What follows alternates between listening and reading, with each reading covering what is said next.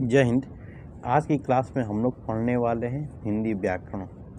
हिंदी व्याकरण की आज की क्लास में चलने वाला है वर्ण विचार। वर्ण विचार से आज की क्लास में हम लोग पढ़ेंगे। आज की जो चैप्टर है हम लोग को वर्ण विचार। वर्ण विचार से महत्वपूर्ण क्वेश्चन के बारे में हम लोग आज की क्लास में जानेंगे कि वर्ण विचार से ऐसे कौन कौन से क्वेश्चन है जो पूछे जाते हैं, उसी क्वेश्चन के बारे में हम लोग जानेंगे। ठीक है, अभी तक हमारे चैनल के साथ नहीं जुड़े हैं तो देर किस बात की जुड़ सकते हैं और जाइएगा ग्लोबल साइंस स्टडी के प्लेलिस्ट में, तो ऐसे कई वीडियो पड़े हुए हैं साइंस की या हिंदी की, व्याकरण की, आप जाकर देख सकते हैं। ठीक है, चलिए चलते हैं। हम लोग पहला क्वेश्चन हम लोग को दे रहा है कि निम्न में से अघोष वर्ण कौन सा है, बताइए। निम्न में से अघोष वर्ण कौन सा है? च, अ, ह या म, बताइए। अघोष वर्ण बोल रहा है तो अघोष वर्ण किसे कहते, बताइए। तो अघोष वर्ण जो होगा हम लोग का ए होगा आंसर। क्या होगा? तो ए होगा हम लोग का आंसर। अघोष वर्ण कौन सा होगा? तो ए, मतलब कि च होगा हम लोग का। च होगा अघोष वर्ण संख्या कहलाता है। ठीक है, चलिए च को अघोष वर्ण बोलते हैं। 2 नंबर क्वेश्चन हम लोग का आ रहा है। 2 नंबर बोल रहा है कि छ किसके संयोग से बनता है, बताइए। तो छ बनता है या किसके संयोग से बनता है उसी को आपको बताना है। या आधा क प्लस स, या आधा का प्लस स, या आधा का प्लस छ, या आधा का प्लस छ, बताइए। तो छ बनता है क्या चीज़ से मिलकर बना होता है। तो हम लोग की जो छ की जो निर्माण होती है इसको बोलते हैं आधा क प्लस का होता है स मिलकर हम लोग का छ का निर्माण होता है। कैसे होता है देखिए, हम जानते हैं ना कैसे होता है। तो इन दोनों को जब संबंध जुड़ता है तो हम लोग का निर्माण होता है छ का निर्माण होता है। तो हम लोग का आंसर क्या हो जाएगा? ए होगा। ठीक है, चलिए 2 नंबर हम लोग को क्वेश्चन दे रहा है कि निम्न में से स्पर्शी व्यंजन है, स्पर्शी या अस्पष्ट, क्या स्पर्शी या अस्पष्ट व्यंजन कौन सा है, बताइए। अस्पष्ट व्यंजन, तो अस्पष्ट व्यंजन थ है, स है, य है या ह है। तो अस्पष्ट व्यंजन आपको बताना है। इसी बात पर बताइए कि अस्पष्ट व्यंजन की जो संख्या होता है कितना होता है। संख्या जो संख्या होता है अस्पष्ट व्यंजन की हम लोग की 25 होती है। ठीक है, इसमें आता का है हम लोग का क वर्ग आता है, च वर्ग आता है, ट वर्ग आता है, त वर्ग आता है, प वर्ग आता है। तो क वर्ग की जो में आ जाएगा क ख ग घ ङ, च वर्ग में आएगा च छ झ ञ, ट वर्ग में आएगा ट ठ ड ढ़, और त वर्ग में त थ ध न, और प वर्ग में प फ ब म। तो सबको जोड़ेंगे तो 5, 10, 15, 20 और 25 हो जाता है। 5, 10, 15, 20 और क्या हो जाता है? तो 25 होता है ना। सबको मिलाएंगे तो कितना हो जाता है? 25 हो जाता है। तो 25 दिए संख्या। अब इसमें बोलो अस्पष्ट व्यंजन, तो अस्पष्ट थ कहाँ हम लोग का आएगा? इसी के अंदर ना आएगा जी। तो थ हम लोग का हो जाएगा इसमें अस्पष्ट व्यंजन होगा। क्या होगा हम लोग का? थ अस्पष्ट व्यंजन। ठीक है, चलिए 3 का आंसर हम लोग का हो जाएगा ए होगा। चलिए नेक्स्ट क्वेश्चन पे हम लोग चलते हैं कि 4 नंबर क्वेश्चन बोल रहा है कि अंतस्थ व्यंजन कितने होते हैं, बताइए। अंतस्थ व्यंजन की संख्या कितना होता है? तो ये अंतस्थ व्यंजन किसे कहते हैं? तो मतलब कि य, र, ल और व को क्या बोलते हैं? अंतस्थ व्यंजन बोलते हैं। तो इनकी कुल संख्या कितना हुआ, बताइए। तो 4 हुआ कि नहीं? 4 हम लोग का हो जाएगा इसमें अंतस्थ व्यंजन होगा। ठीक है, 4 हम लोग का अंतस्थ व्यंजन होगा। तो अंतस्थ व्यंजन की कुल संख्या भी पूछेगा तो कितना? 4। और कौन कौन होता है? तो य, र, ल को क्या बोलते हैं? अंतस्थ व्यंजन बोलते हैं। ठीक है, इसको याद रखिएगा। ये भी पूछ देता है कि कहेगा ना कि य निम्नलिखित में से कौन सा व्यंजन, तो क्या बताइएगा? अंतस्थ व्यंजन। ठीक है, चलिए 5 नंबर क्वेश्चन हम लोग का बोल रहा है कि उच्चारण स्थान के आधार पर बताए गए मूर्धन्य व्यंजन कौन सा है, बताइए। उच्चारण का स्थान के आधार पर मूर्धन्य व्यंजन कौन सा है, बताइए। तो अभी बताएं कि जो हम लोग का आता है क वर्ग आता है, च वर्ग आता है, ट वर्ग आता है, त वर्ग आता है, प वर्ग आता है। तो इसको का उच्चारण हम लोग का होता है कंठ से। क्या से होता है? कंठ से होता है। इसका होता है तालु से ना। इसका होता है मुर्दा से। क्या होता है? मुर्दा से होता है, मुर्दा से। इसकी बात करते हैं तो दंत से होता है, और इसका क्या होता है ओष्ठ से, ओष्ठ से। ठीक है, तो ये बोल रहा है कि आधार पर बताइए कि मूर्धन्त, मूर्धन्त मतलब मुर्दा, मूर्धन्त मतलब मुर्दा, मूर्धन्त मतलब मुर्दा, तो किस में आ रहा है, टठड़ में आ रहा है ना, टठड़ में, टठड़ में क्या था ट ठ ड ढ ण, यही ना होता है। तो इसमें हम लोग का आंसर क्या हो जाएगा, बी होगा। ठीक है, आपसे आप लोग समझे होंगे कि 5 का आंसर क्या होगा, बी होगा। ठीक है, चलिए नेक्स्ट क्वेश्चन पे मिलते हैं हम लोग। बोल रहा है कि उसमें व्यंजन है, बताइए उसमें व्यंजन कौन सा, किसको बोलते हैं। तो उसमें उसमें जिसमें रगड़ घर्षण उत्पन्न होता है उसी को क्या बोलते हैं, उसमें व्यंजन बोलते हैं। यही नहीं बोलते हैं कि जिसमें रगड़ घर्षण उत्पन्न होता है उसी को बोलते हैं हम लोग उसमें व्यंजन। ठीक है,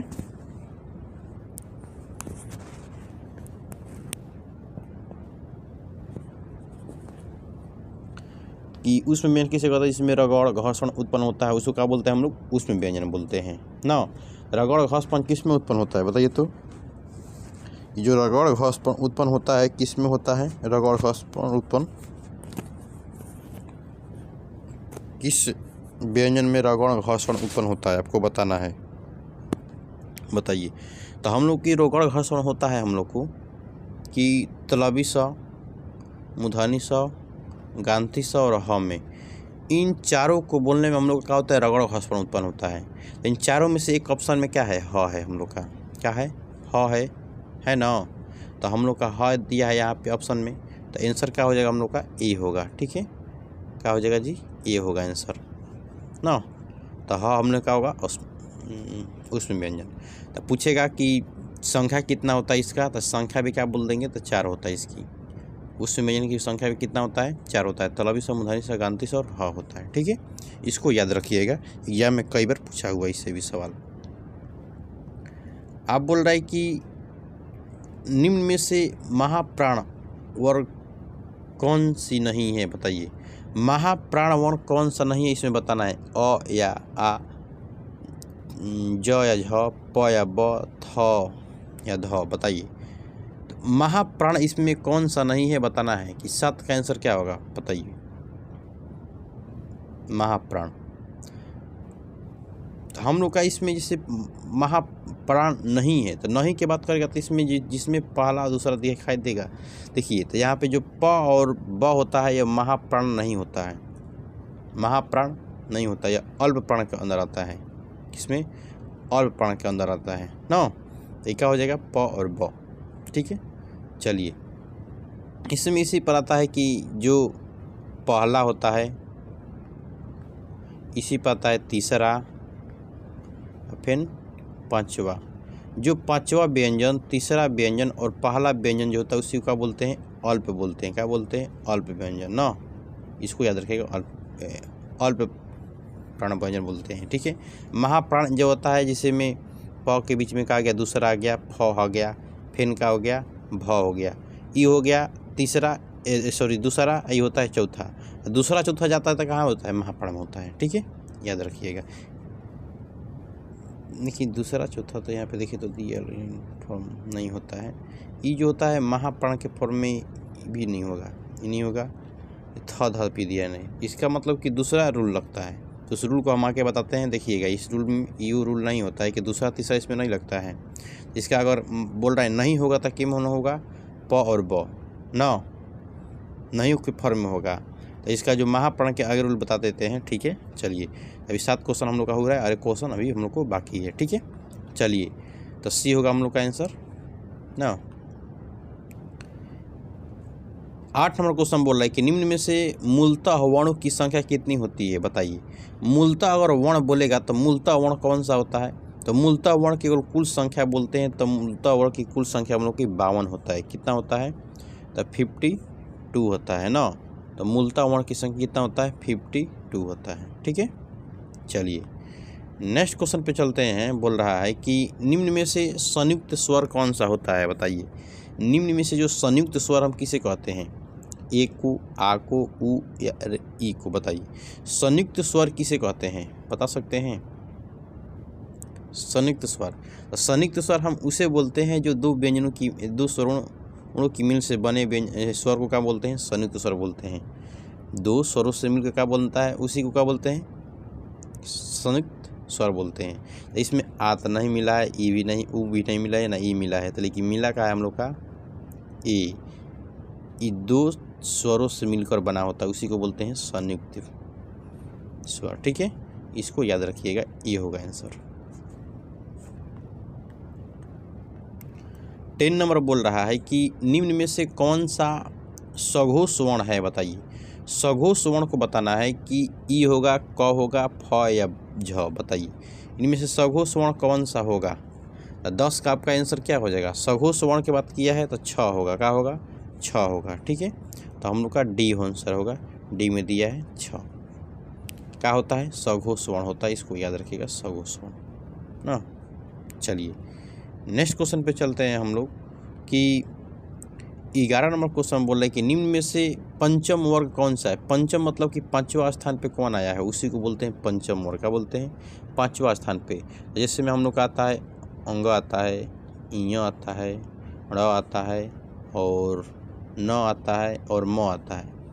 इन पांचों को क्या बोलते हैं, पंचम वर्ण बोलते हैं। क्या बोलते हैं, पंचम वर्ण। तो इनमें से कोई दिया है, देखिए तो आंसर में दिया है, पहला में दिया हम लोग को, क्या दिया है पहला में, तो वर्ण दिया है ना, अणा दिया है। क्या दिया है, अणा दिया है। क्या दिया हम लोग को, देख लीजिए, तो क्या दिया हम लोग को ना, अणा होगा। ठीक है, चलिए 11 के बाद आता है हम लोग को 12 नंबर क्वेश्चन बोल रहा है कि प्रयत्न, देखिए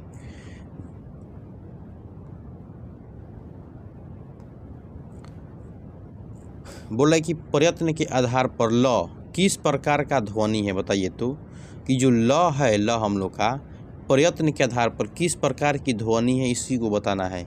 या पार्श्विक या प्रकंपित या संघर्षी या लुटित, बताइए कि बताना है इसमें कि प्रयत्न के आधार पर ल का किस प्रकार की ध्वनि है, पार्श्विक, प्रकंपित या संघर्षित या लुटित, बताइए। ये 12 का आंसर आप क्या बता सकते हैं कि अगर इसको, अगर ल के अगर बोलता है ध्वनि की बात करते हैं, ये हम लोग का होता है पार्श्विक होता है। क्या होता है, पार्श्विक होता है।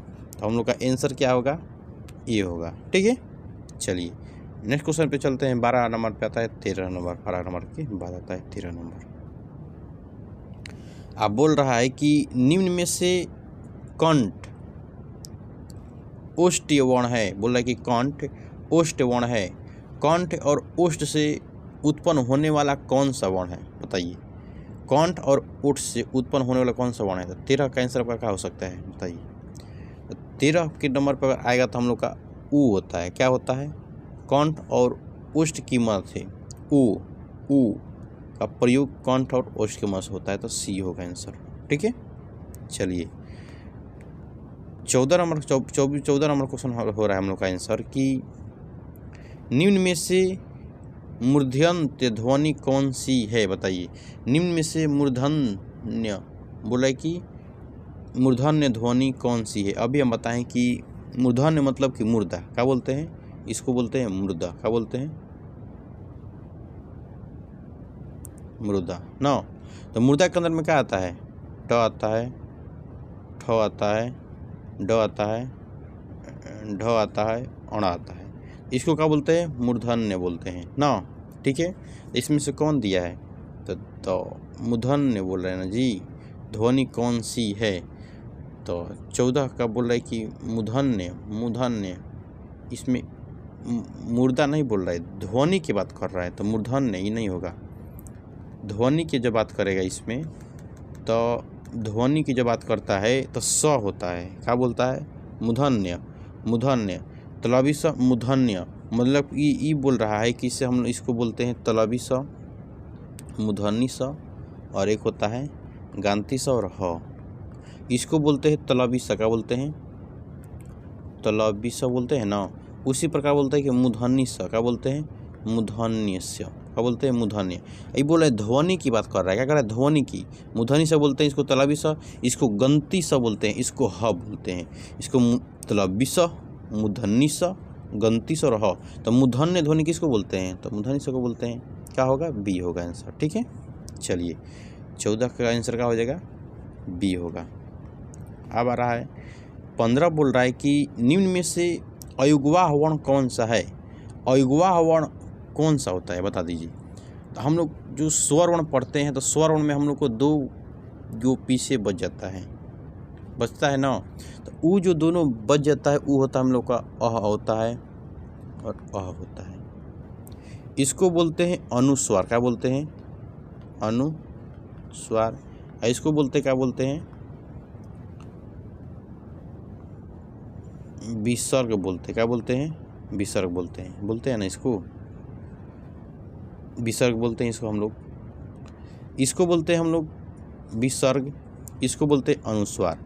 पूछेगा क्वेश्चन कि अयुग्वाह के कितने बेटे होते हैं, तो 2। कितने बेटे होते हैं, 2। एक होते हैं अनुस्वार, दूसरा होता है विसर्ग ना। तो अनुस्वार कौन होता है, इसको बोलते हैं। विसर्ग को इसको बोलते हैं, तो इसको बोलते हैं। तो बोले कि अयुग्वाह वर्ण कौन सा है, तो हम लोग का आंसर क्या होगा, तो सी होगा। क्या होगा, सी होगा। ठीक है, तो 15 का आंसर क्या होगा, हम लोग का सी होगा। चलिए नेक्स्ट क्वेश्चन पे मिलते हैं हम लोग। 15 के बाद आता है हम लोग का 16 नंबर, यही ना है 16 नंबर में, कि 16 नंबर क्वेश्चन बोल रहा है कि हिंदी वर्णमाला में उच्छिप्त व्यंजनों की संख्या कितनी होती है। हिंदी वर्णमाला में उच्छिप्त व्यंजनों की संख्या बोल रहा है।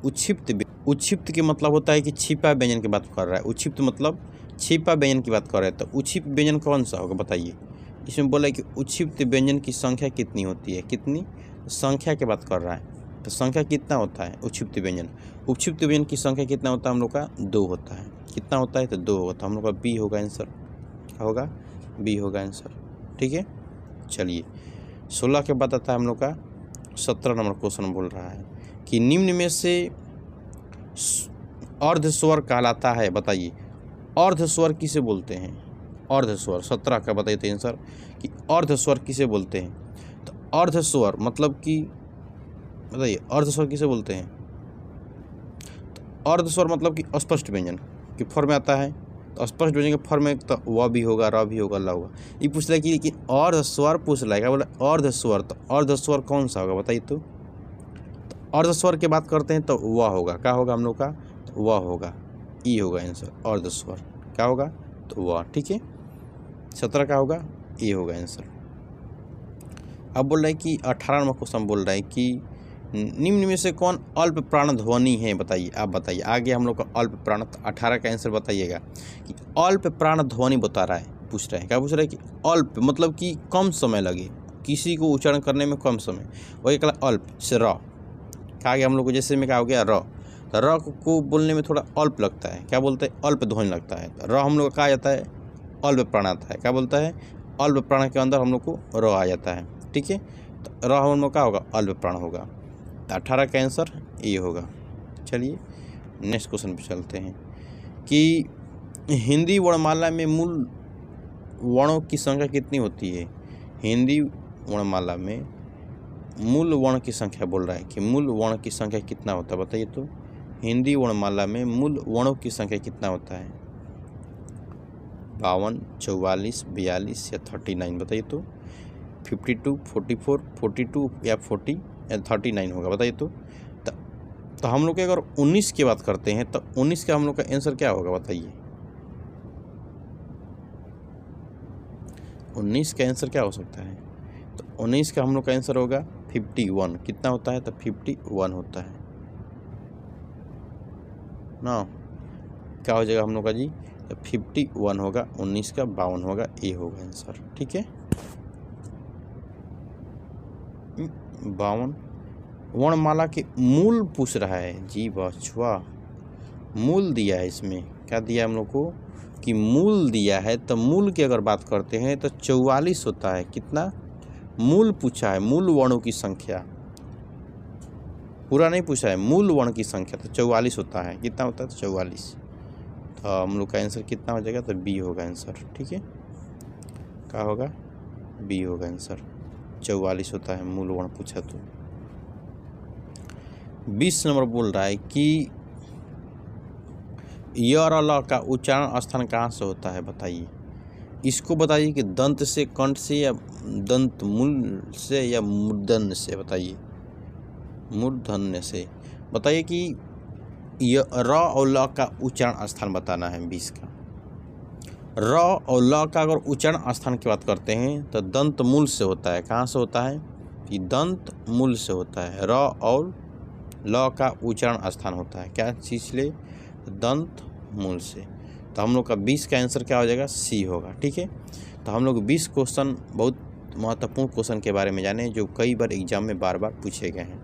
और आप भी अगर हिंदी व्याकरण की तैयारी या साइंस की अगर बेहतरीन से करना चाहते हैं तो जुड़ सकते हैं हमारे ग्लोबल साइंस स्टडी के साथ। और अच्छा लगे वीडियो तो लाइक करना और शेयर करना ना भूलें। कमेंट में ज़रूर बताएं कि आपको कैसा समझ में आया है।